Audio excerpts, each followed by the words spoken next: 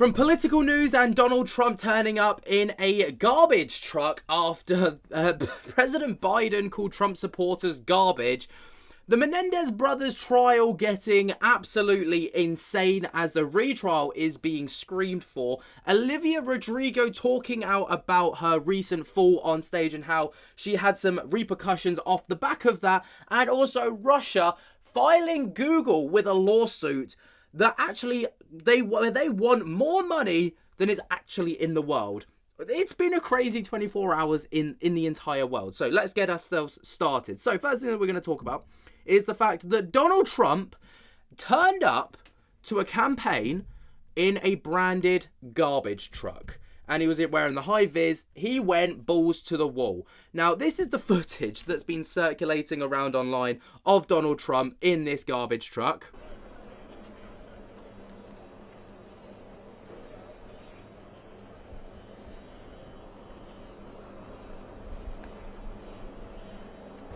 I think the Democrats have done a very poor job. We're leading in every state.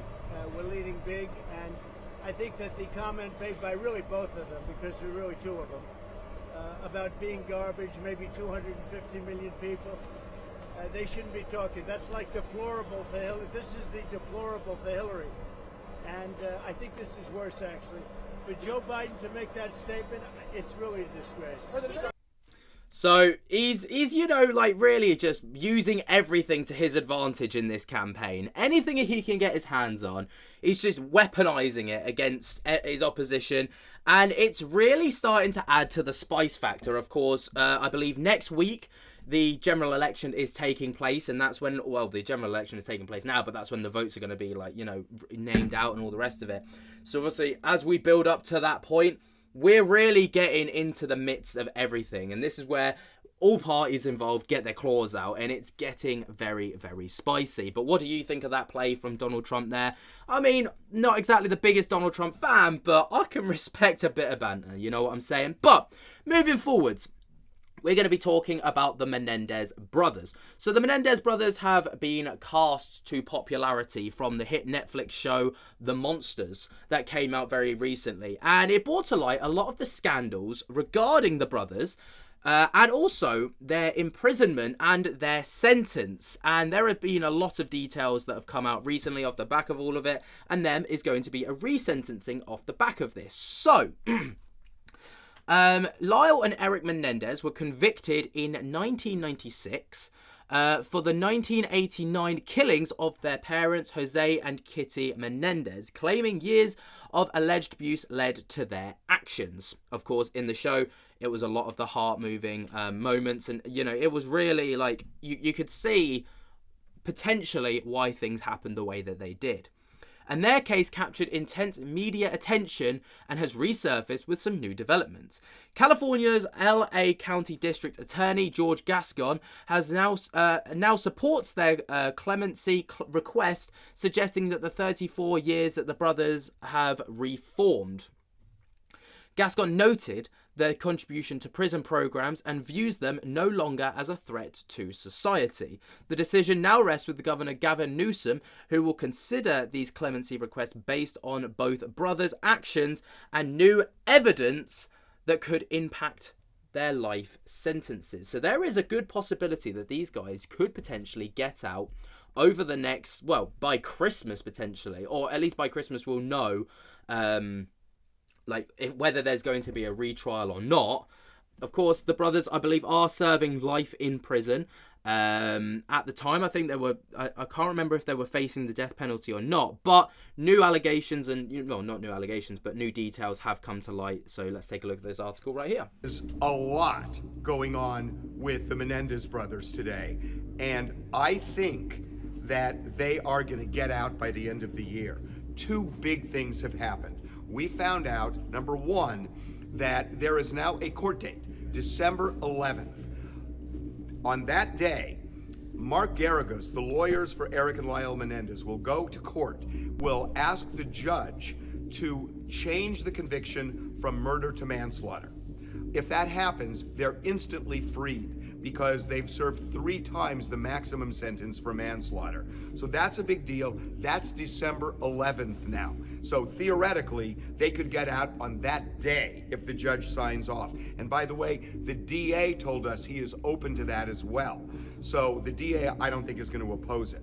The second huge thing is that the DA, George Gascon, just said that he strongly supports clemency for Eric and Lyle Manendez. Now, it is the governor of California, Gavin Newsom, who would grant clemency, and if that happens, again, instantly released as soon as he grants it.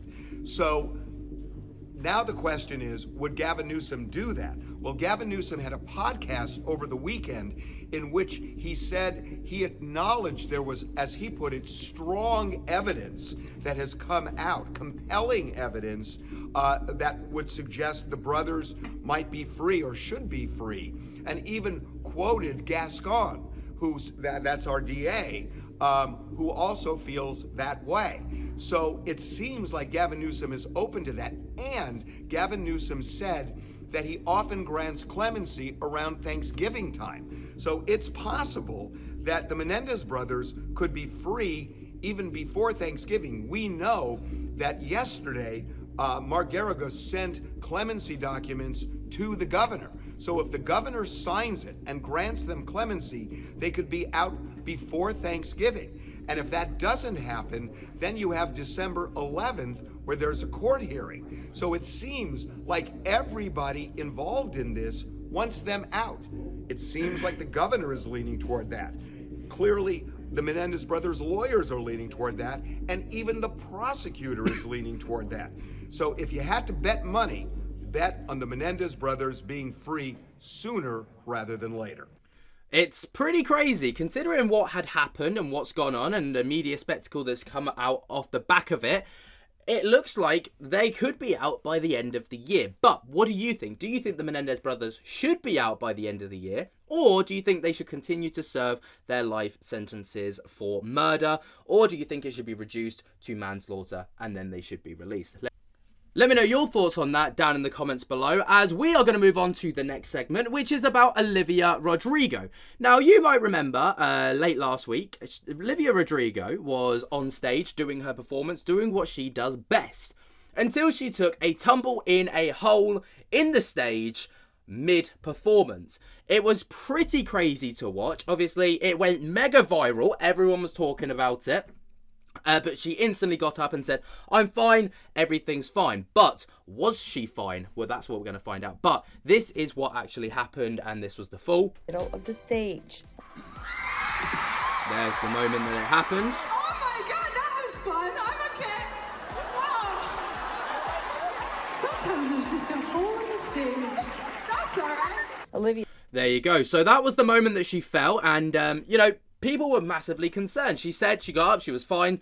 The show must go on. She did particularly well with that. But she went on to talk about how, actually, things weren't fine. Watching the video back is pretty terrifying.